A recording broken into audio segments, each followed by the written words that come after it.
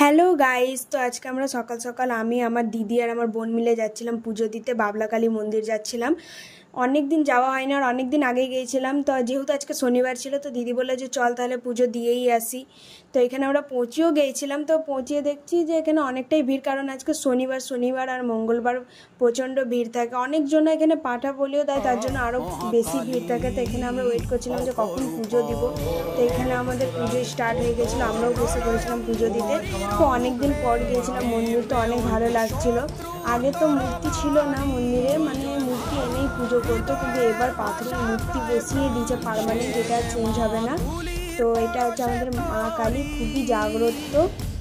আর দেখো আমার মাকে কত সুন্দর করে সাজিয়েছে। আর এই মূর্তিটাই পার্মানেন্ট হয়ে গেছে। আগে এখানে প্রত্যেক বছরে পুজো হতো, তখন মূর্তিটা আনতো, আবার বিসর্জনও করে দিত। এখানে আমি আমার দিদি বোনরা মিলে সব পুজো টুজো দিয়ে দিয়েছিলাম। এখানে ঠাকুর মাসে ভোলে বাবার মন্দিরে পুজো করছিল। এটা হচ্ছে ভোলে বাবার আরেকটা মন্দির, এটা নতুন বানিয়েছে। এখানে আমাদের গাড়িটাও পুজো করে দিচ্ছিল। দিদি বললে যে স্কুলটাও একটু পুজো করে নিব। তো এখানে ঠাকুর মাসে আমাদের স্কুলটাও পুজো করে দিচ্ছিল। আর খুবই ভালো